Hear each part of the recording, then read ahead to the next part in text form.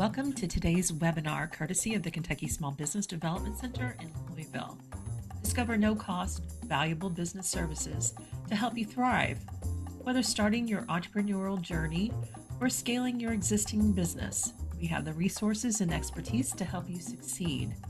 For more information, please visit our website or text 502-977-5800. Thank you for joining us today. Feel free to use the chat feature to ask questions or engage with our speaker. Let's get started.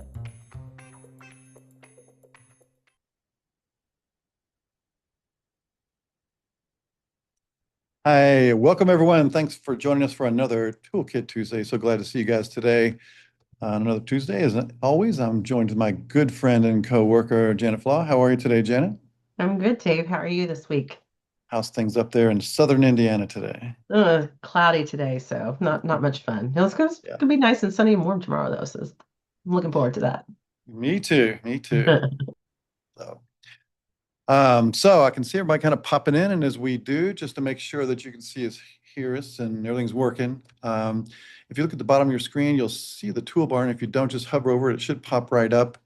And if you wouldn't mind just clicking on the little chat button there, it's right there. Can't miss it. And let me, tell me your name and where you're joining from, and that everything's working. It's just, I do like to see where everybody's kind of joining from because it's really interesting. We get folks from all over the world sometimes, so it's really fun. I really appreciate you guys joining. So if you wouldn't mind, just say hello. There's Terrell from Louisville. All right, good to see you. Thanks for joining us. We really do appreciate it. All right, I know there's folks out there. I can see you popping in. See the numbers kind of popping. So hello, Nicholas from downtown Louisville, Old National Bank. Hello. We're neighbors. We're in the PNC building here downtown Louisville. So I'll have to grab coffee sometime. Good to see you, Nick. There's Della from Philadelphia. Sweet, sweet. I'll be up in Pittsburgh here soon. Shamika. All right. Great. Okay. Hey, Ariel. Well, the Small Business Development Center is a program funded through the Small Business Administration, and the SBA is one of the best tools that you can access to fund your business. That's one of the things that we do every day is we help people put their business plans together, get their funding in place, access banks. There are a lot of great SBA banks all over the country and here in Louisville. We work with all of them. But our good friend, who we met years ago when he was with the city of Louisville, he is a true expert in all things SBA, and we really appreciate everything he does. We work with Kurt and his team quite a bit. So we invited him to come on and talk about all things SBA, some of the tricks and tips, what you need to know, different programs, and here's an opportunity to really access a true expert. Kurt is that. So if you have any specific questions for him, especially like something that just pertains to you or something you're wondering about your specific need, now's the time to ask him. So just put it in the chat and we'll get into that. So Kurt, you want to join us here? There we Yes, go. thank you, Dave. Hey, Kurt. So Kurt is with Central Bank, one of the best banks here. We have a lot of great banks. Kurt is with Central, and they are a fantastic bank. Kurt is a great resource. So, Kurt, why don't you jump right in, share your screen, and let's get going on some SBA funding opportunities for folks and their small businesses.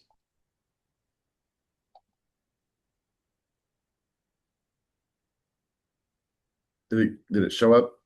Looks sweet. Um, yeah, looks fine. Let's go for it. Okay. Good afternoon, everybody. Like David said, my name is Kurt Hummel, and I work for Central Bank. I'm our SBA lending manager at Central Bank. And I'm just going to go over some of the details about the SBA program. It's actually a very wide and broad program. I certainly won't go into all the details, but I would like to try to give you enough information to where if what I tell you, it may fit what your needs are. And hopefully, if it does, then maybe you can get in contact with whoever your bank is, or you'll be able to find an SBA lender to be able to help you. But anyway, the SBA program is really made up of two main programs, the 7A program and the 504 program.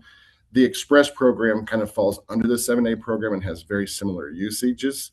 But the 7A program is definitely the broadest program that the SBA has, and it has the most uses. And so I'll kind of go into some of those details right now.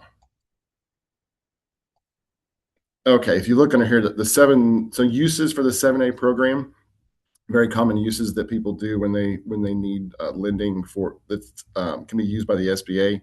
Business acquisitions are a big use of 7A programs. Partner buyouts, business expansion, if you're needing to purchase equipment, commercial real estate that's owner occupied, startup businesses, working capital, and refinancing are all usages for the 7A program. Some of the requirements in order to be eligible as a business through the 7A program, the 7A program does not do, or the SBA doesn't do loans to nonprofits. You must be a for-profit corporation. You must be an operating business. There are a few exceptions to that, where if you're maybe like purchasing an owner-occupied commercial real estate space, then like your holding company and then your operating company could possibly both be co-borrowers, but typically it's always for an operating business. 10% injection requirement for startups and business acquisitions, that's always required. And again, this is the minimum requirements that the SBA has. So a bank may ask for more, but to be eligible for SBA, that's the minimum requirement that would be required for a startup or a business acquisition. In most cases, owners sometimes, like one of the things I hear from people, I don't want to place my house up for collateral, or I don't want to place other real estate. To be eligible for an SBA loan, the owner's residence and any person on real estate would be required up to the point of that loan being fully secured. And they want to, when the SBA looks to approve a loan, there's kind of two scenarios that they look at. First of all, the business that's the borrower, it must stand on its own. Just because you have other businesses that could actually help that business survive, the SBA wants to see that the business they're doing a loan to is actually able to stand and make the payments on their own. And then as a whole, your global cash flow, you also have to meet a certain requirement globally, but the business has to stand on its own. And then globally, you have to meet a certain debt service, DSCR, which is debt service coverage requirement. And it's kind of interesting how SBA does your financials. Startups are projection based, and that's one of the things the banks are leery of, and that's why they require SBA. And existing business are based on historical financials. Sometimes if you're purchasing an existing business, or you are an existing business, but you're making a change, such as purchasing equipment that's going to help you produce more, or there's something that you're doing differently that for your historical business that will increase your revenue, decrease your expenses, or a combination of both, you can actually, for a historical business, you could actually use projections in that case. Any owner with a 20% ownership, or if it's a husband and wife that combined own 20%, you're always going to be required to guarantee a full unlimited guarantee to the SBA. And the ownership of a business, this has kind of gone back and forth and changed a little bit, but as of right now, 100% of the business ownership, you must be a U.S. citizen, national, or lawful permanent resident. If there's even a small percentage of ownership that is not a U.S. citizen, then that would make the deal ineligible for SBA lending. When you go to your bank or whoever you're going to start with, whoever your lender is, here's some documentation that if you have will definitely help get you off to a good start. And a lot of this, the information that a bank would need in order to get the process started. 3 years personal tax returns for each 20% owner or greater. If you have filed an extension, they would need a copy of that extension, but then they would still need the prior 3 years. If you're an existing business, you would need 3 years of your business tax returns. And then Again, the same thing about an extension. If an extension has been filed, we need a copy of that, and they probably need some interim financials from that business. A personal financial statement from each owner. And if you have a spouse, even if the spouse isn't an owner, the spouse must sign the personal financial statement. If you own any affiliate businesses, which are a business that any of the 20% owners have ownership in, we would need 3 years tax returns from all of those businesses as well. If you're a startup business, we would need a business plan with at least 3 years projections. The first year is month to month. The last 2 years could be annualized. The Small Business Development Center has a great business plan. So if you go to get their assistance, what they provide us is what we will definitely need. But their business plan is really good, and they're a great resource for you. The operating agreement from the business, and if you're purchasing a business, or you're a partner buyout, or you're purchasing commercial real estate, we would need a copy of the purchase agreement if you already have that. And if it's a business acquisition, the seller must give up their tax returns. We would need 3 years and potentially some interim financials from the seller as well. There will be more documentation than that required, but that's the basic information you would need to get started. And so the bank could start taking a look at your deal. Resources available to you. It's up to you to do your business plan. The bank can't do your business plan and your projections for you. But again, as I mentioned, the Small Business Development Center is a great resource for that. You can look and see what the nearest location is to you, and just search for the Small Business Development Center and schedule an appointment. They should be able to help you, and they'll help you through the process very quickly. And as far as some people, like I've seen, they look for an SBA lender, but honestly, if it was me, I would start with a bank that I had banked with for quite a while. And if they they had your history, they know your history, and if they then can't help you, or maybe they don't do SBA lending, then maybe you could look outside, or maybe you can even look for other lenders. But it's first start with somebody that you know, and then start with your banks local, your community banks, because community banks and regional banks will definitely have a different appetite for SBA lending. So I'm not sure, assuming the deal is SBA eligible, there's probably a bank that would do your loan. It's just a matter of finding one.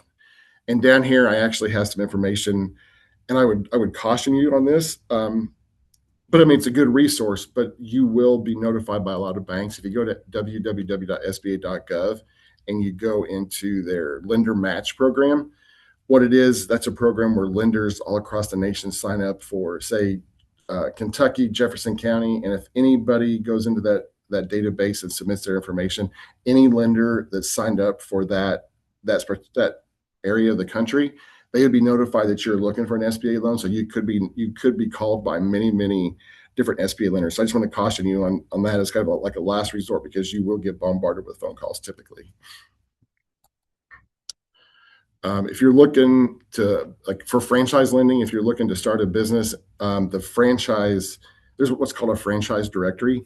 The franchise has to be on that directory for it to be an SBA eligible loan, or if not, the franchise has to get on that list of the SBAs in order to be able to do that. And then there's some information right there where the franchisor can go to franchise, send an email to franchise@sba.gov and upload their agreements, and they will review and get that person on the SBA franchise list, assuming they do qualify and their information is okay. But it does take a little while to get that done. But unfortunately, if the franchise is not on that list, you cannot get approved for an SBA loan. But most growing franchises, they do get on this list because they do know that it will require SBA funding. SBA requirements and bank requirements. I get this question a lot. People ask me, what is the minimum credit score that I have to be eligible for an SBA loan? The SBA doesn't specify anything like that. If you see someone that's stating on their website or a bank that says a credit score must be 650, that's really an internal bank policy. That's not the SBA's policy. The SBA just doesn't have a number there, but they do rely on the banks to approve the deal, because without a bank, there would not be an SBA loan. So the bank's internal policies will kind of dictate that. So it could be different from bank to bank. On SBA loans, the maximum, and it's an aggregate amount, the most you could ever have on SBA at any time is $5 million. So you could have multiple loans. As long as the total doesn't exceed $5 million, you would still be eligible. But that's the maximum that you can get at any time is $5 million. And it's not impossible to get a loan that would have, like the 504 loan program, the 7A loan. You can have multiple. So you could like purchase commercial real estate at the same time you were acquiring the business. So you could do a 504 loan for the real estate, then you could do a 7A loan for the business acquisition, and you could even probably throw in it like a express line of credit in there. So multiple loans are okay with the SBA, like I say, but they just have that maximum amount that's allowed. Another thing to remember, whenever somebody tells you what the SBA rules are, that's the minimum required for the SBA to be eligible for the SBA and for the SBA to approve a loan. There can be instances where the bank may require more than what the SBA requires, but there's the SBA is the minimum requirements, and you have to meet those in order to be eligible. And if the bank, like as an example, like cash injection, if it's 10%, there's nothing that stops the bank from wanting 15 or 20%. But typically, what I've seen or heard from most lenders in SBA is they usually go along with the SBA requirements for such things like that. Credit elsewhere is a really big thing with SBA, and what that means is if the loan could be approved without SBA, then the loan should not have an SBA guarantee on it, and the bank should do that as a conventional loan. And a lot of times what that might mean is somebody might say, I don't want to put up my house for collateral. I want to do this or that. Well, not wanting to does not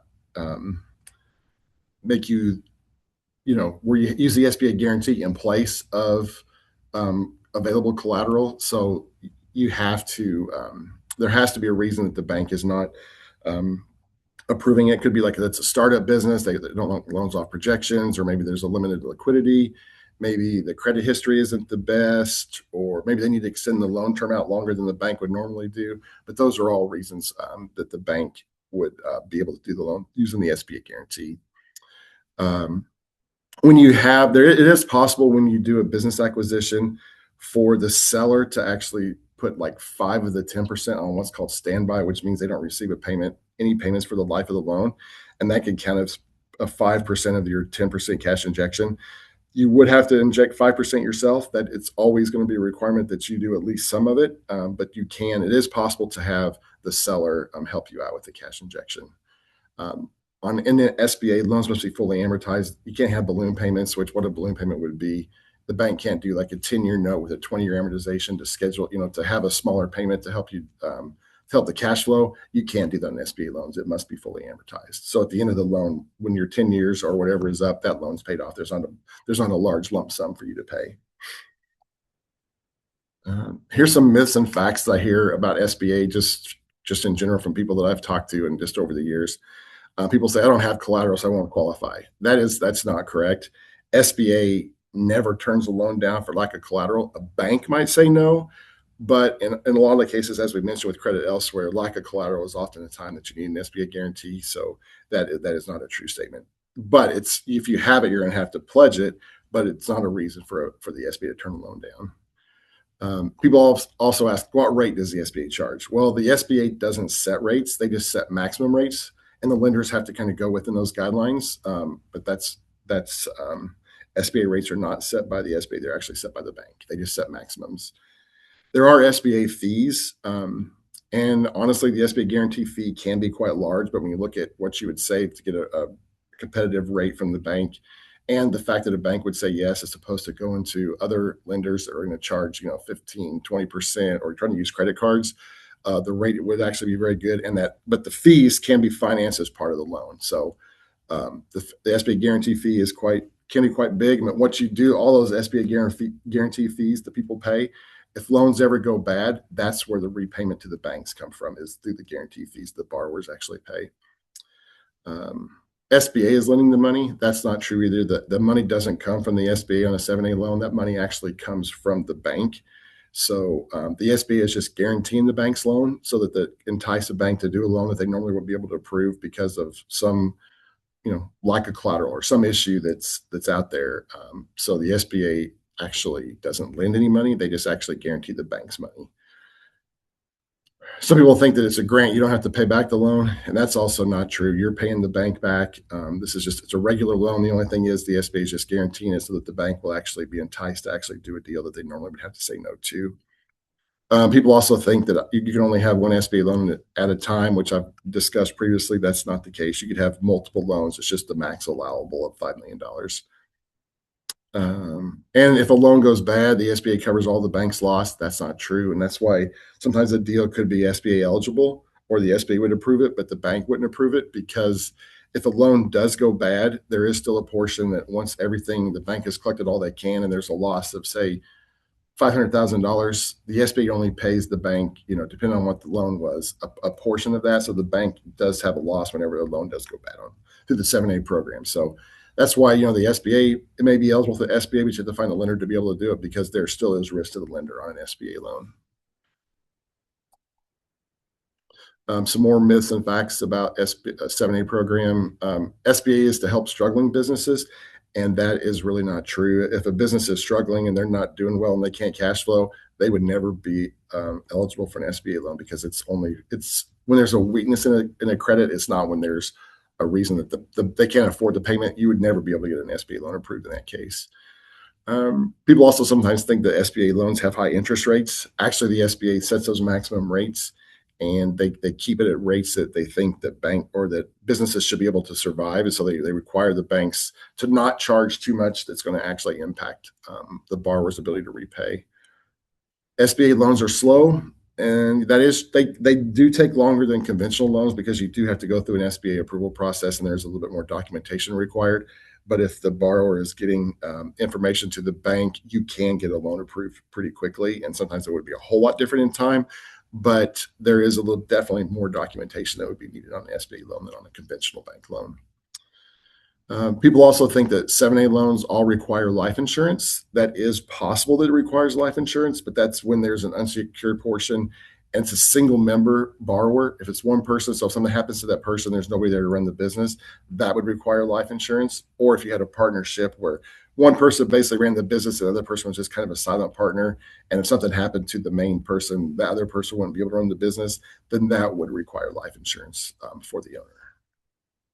And it's that all that's required, like on a life insurance policy, is the unsecured portion. That doesn't mean, like I said, that's the minimum requirements. That doesn't mean that a bank may ask for the full life insurance policy to cover the full loan. The Express program, the use, I'm going to only go over a little bit here on the Express program. The usages are very similar, and it kind of falls under the 7A program. The main difference on Express loans are that the max loan amount is $500,000 instead of $5 million. The guarantee percentage is much lower. On a guarantee percentage on the regular 7A is either 75 or 85%, depending on the loan amount. On an Express, it's 50%. They're usually ones where there's less risk. They're smaller. So sometimes the bank won't go through the full process of a 7A. It just takes a little bit longer, but so you can speed it up using the Express. And probably where the Express is used most common by banks is through a line of credit for working capital. A lot of times they'll do a 7A loan for like a person to buy a business or to start up the business. And then they'll do like an Express loan for maybe like a small line of credit for working capital. That's probably the most common. Yeah, there are lines of credit through the 7A program, but those require much more monitoring, and they're based on borrowing basis. And honestly, it's kind of hard to find banks who like to do those, because I think they've probably been burned in the past where they didn't monitor correctly. The officers didn't, and then they lost the guarantee. So with this, the monitoring on the Express program is much less. So that's why people tend to do lines of credit through the Express program. And your fees are going to be lower because the amount's lower, but you only pay your guarantee fee on the guaranteed portion. So when you have a 50%, of course, your guarantee payment is going to be lower. Now, the 504 program is very different than the 7A program. Like I said, on the 7A program, the SBA doesn't put money into it. They just guarantee the bank's loans. On the 504 program, they actually participate, and they actually put cash into it. So I guess the best way I could explain to somebody is it's like having a first mortgage and a second mortgage on your house. The bank would be in first position with 50% of the project. The SBA would be in second position with another loan. And so you're really going to you'll have, at the end of the day, you're going to have a payment to make to the bank and to the SBA.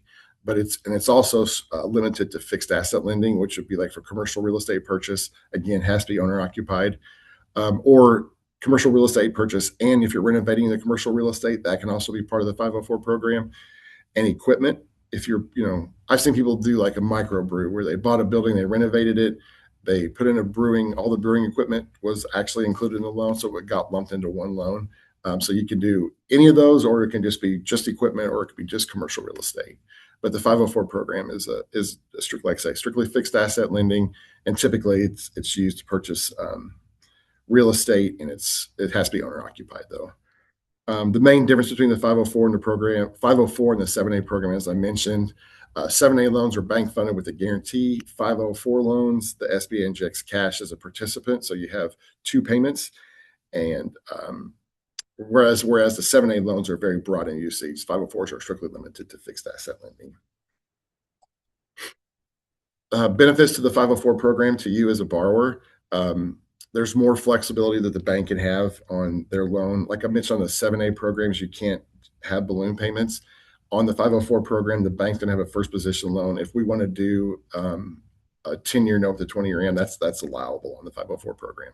Not on the 7As, but it is okay to do that in the 504.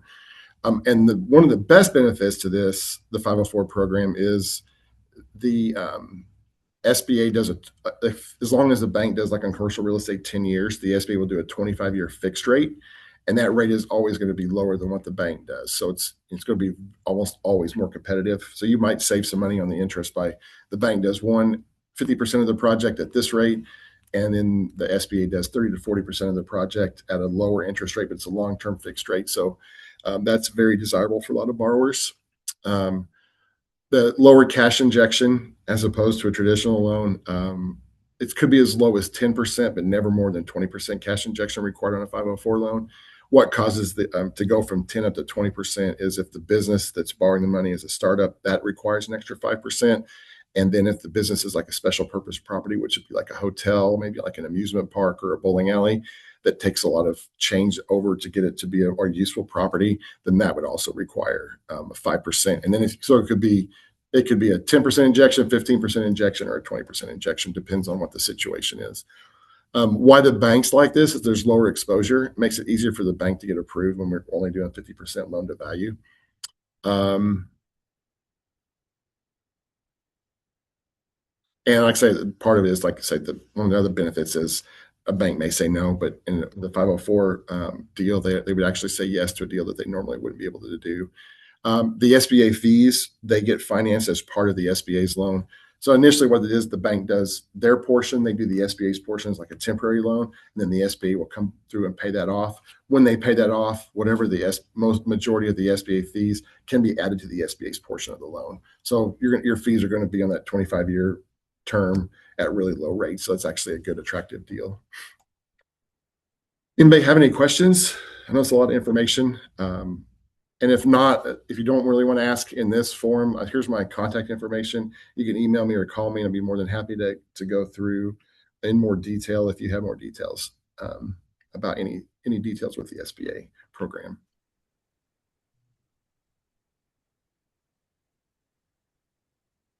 Thanks, Kurt. That was a lot, and that's we do have a bunch of questions, and I have some questions too, actually, because you are just full of little tidbits of information. So, of course, since I get to ask questions, I'll always go first. But clarification, and this is something I did not know, so thank you for sharing this. But in the beginning, you were talking about maybe even actually layering 3 different products together, like the 504 to buy a building, and maybe a 7A for a acquisition, and then a line of credit for working capital.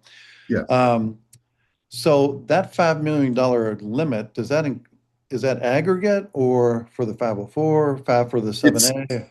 It's aggregate. So whenever you're a 20% owner in a business that has an SBA loan, any loans you have, that's an aggregate amount. So if you have, and it's just on the 504, it's just the SBA's portion, that second position portion. Mm-hmm. So whatever that amount is, whatever the 7A loan is, your total aggregate can't ever exceed the 5 million. But it is, you could have 20 loans, but you always have to look at the aggregate amount, because if you were on a loan, you would either have to be taken off of it if you're already to that amount, like you're in a partnership or something, they would have to take you off of it. Because if you, as a 20% owner, kick that amount over, even though the other people would be below that $5 million mark, your other partners, if you're on there and you kick it up above that amount, that loan would not be eligible with you on that loan. Okay. So here's another question, kind of like on credit and bankruptcy. So if you're in a Chapter 13, does that totally disqualify you? Chapter 13 bankruptcy? That comes down to really, I don't know that the SBA would absolutely say no, and I guess it would kind of depend on what the debt was. If it was federal debt, mm-hmm. you would not be eligible for any SBA funding if it's a federal debt or a loss to the federal government. Now, if it comes where it's not that, you'd have to get a bank to approve it. So that's where the trick's going to be, is if a bank is going to approve somebody in that case. I would say it's probably not, doesn't totally rule you out, but it would make it very difficult. Yeah. Yeah. Like you said earlier, Kurt, I think it's a lot of these questions really would be answered by the bank's policy. And some banks, Yes. don't mind doing bankruptcy lending and stuff. So let's see here. What the express loan, most businesses don't really need tons of money, but like the express loan is something that I don't see a lot of banks use, but it's generally easier to access. Is that a fair statement? What's the process for this? It's a small loan amount, and it doesn't require all the in-depth, like it's like one advantage of using the express program is, if it's still good, is that it only requires business assets be pledged. With an express. Like I said earlier on with the 7A, you have to pledge your personally owned real estate. The SBA on an express loan does not require that to be done, but it kind of goes back to, that's the minimum requirements. That doesn't mean a bank's not going to ask for it. I would say typically a bank would probably ask for that, but that's a bank. That goes back, like you said, it's bank policy, bank decision. But the SBA, it's a little easier to, and they give express approval to almost any bank that wants it. And it just makes it where they don't really you don't submit the whole deal and have the SBA review it. It's just you submit it and it's an automatic approval, and it's up to you to do it, the bank to do it correctly. Gotcha. What are some of the things that a borrower would want to have ready, when they come to see you? Just a lot of that's I think on the second slide where we talked about if you would have that information. Where is it? I think it's the third slide. No. Documentation on the fourth slide, documentation to get process started. If you would bring that information into a bank and you'd have all that available, they would be very impressed, and they could actually get the process started and get underwriting done and completed. And but if you came in with all that information, a bank would be very impressed that you've really done your homework and you're really serious about it in the SBA loan. There's always going to be more later. Like, I know what I've always told people, this is what we need to get started. There's going to be additional documentation. I don't really want to torture you with stuff that if we can't get the loan approved, that we ask for later on. So it's like, this is to get started. This is what you would need.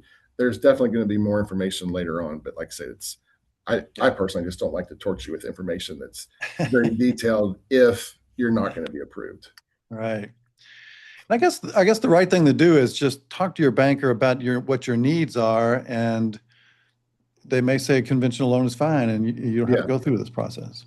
Yeah. Sometimes I don't know if I'd actually even go into thinking about that an SBA. I'd first try to get it approved, like Dave just said, conventionally. And then if it's something that they say, oh, we can't really do it with this, but we can, if we use SBA, we can actually do that. So I don't know if I'd actually even go in starting with, oh, I need an SBA loan. First, I'd say I need a business loan. Here's my information. And then once they review it, they might say, everything is good, but we have a little bit of a weakness here, which is the lack of collateral or something like that. We'll need the SBA guarantee. And then if a bank does have an SBA department, they would bring in their SBA people to actually get it structured that way. But hopefully the initial goal is to be, it's not, SBA is not needed, but unfortunately, with a lot of business loans, there actually is the need for SBA. Right.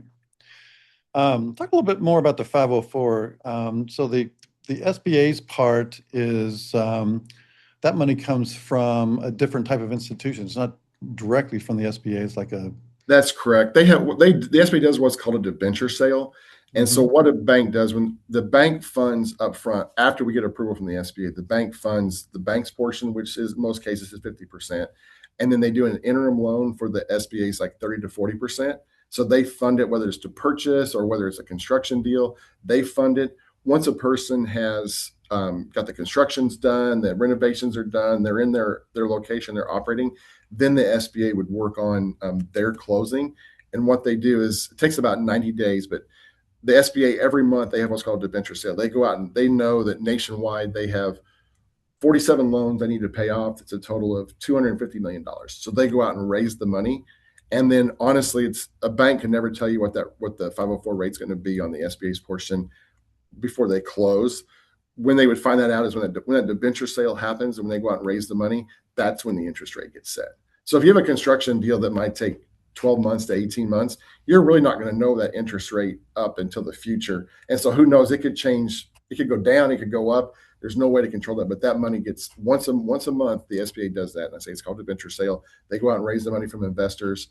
And there's also part of that rate, it's called, they have an effective rate, like 1.3 or 1.4% of the, of that percent is for what's called CDCs.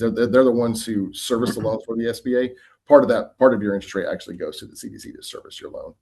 But that's how those 504s work. The bank does a part, they do a temporary loan for the other part, and then the SBA, and then during that process, the bank will never receive any principal payments on the SBA's portion.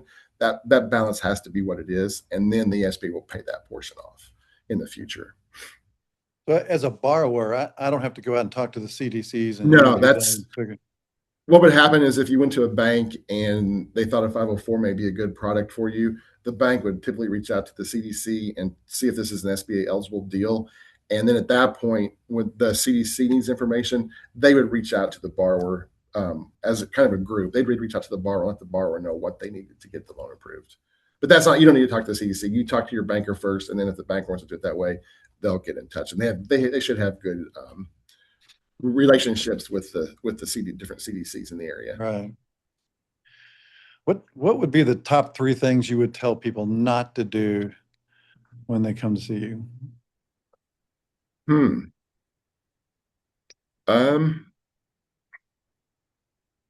That's a good question. I'm more on the side of what to do more than what not to do. Well, honestly, I would first of all, don't start financing your project before you come to the bank. I see people that are like part way in. Oh, I've tried to fund part of this with credit cards and part of this with my cash, and they can't get done. So they've started part of the process first. That's the number one. Don't ever start the process before you get the bank. Get your funding, get it all, because sometimes it kind of ruins the bank's ability to do it because you've got all this other debt out there. Right. It might take a little bit more time, but don't do it. Don't get started until you actually work with your banker. Would be my number one thing. Trying to think of what else. To me, that's one of the biggest things is not to do is don't get started. I've seen that quite a bit. Really anything else that and honestly, I probably I would not just talk to one bank. You might talk to more than one bank at the same time to see who's going to give it. Because like I said, the banks set their own rates based on the SBA's maximum rates.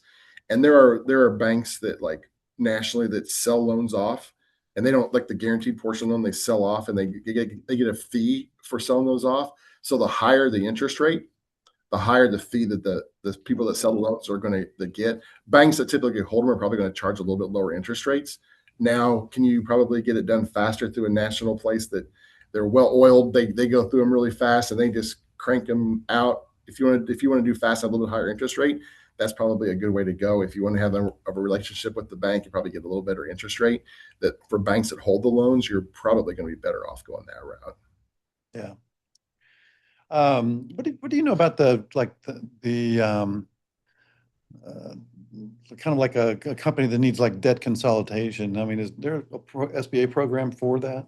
Yeah, you can do refinancing, but one of the things with that is it has to be a benefit to the person. Like if you had term loans that you're wanting to, like a good example, I've dealt with like a lawn care business one time, and they got a lot of like their trucks and all their mowers on really, really short terms, higher interest rates, but really short-term periods. And that was just killing the business. Whereas normally, if you look at the life of the equipment, the loan could have been a longer term. So that's a reason to refinance. So the benefit, you may be able to go to a bank and refinance that and stretch those payments out a little bit, which would help you. Or maybe you just have some really high interest rates on some of your loans, but typically a bank has to do like a 10% improvement in cash flow to be able to refinance those kind of loans. But like I mentioned, the SBA, you have to do fully amortized loans. If you had a loan that was like on a balloon payment, that's automatic. A bank can refinance a loan like that through SBA without any problem. So there has to be a benefit to the person, or that be something the SBA would consider to be unreasonable terms, or even lines of credit sometimes, or credit cards. If you're not really improving cash flow because you're only paying interest only on those kind of on lines of credit. A bank could, if their bank didn't want to term it out, you could do a term loan with the bank to get that term down and get all that credit card paid off. Right. Okay. Well, it looks like that's all the questions we have, Kurt. This has been fantastic. Um,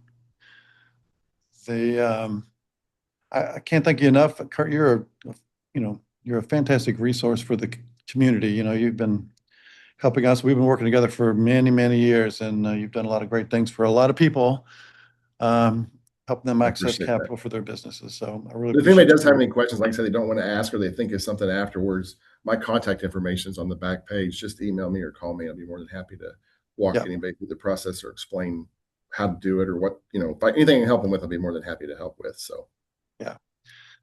That's an important thing. Don't worry about how to do it. Just figure out who you need to know to help you get it done. So Kurt is one of those people that you need to have on your contact list all the time. So we will be sending this recording out and also a copy of Kurt's slides. And so please reach out to him. He's a great resource. So thanks again, Kurt. And Thank you. Janet, thanks for joining and driving the ship as always. Sure thing. Everyone will also receive a separate email with a survey in a couple days. So look for that as well. Yeah, please help us out with the survey. So thanks, everybody. Have a good Tuesday, and we will see you next Tuesday on another Toolkit Tuesday. Have a good day today. Take care.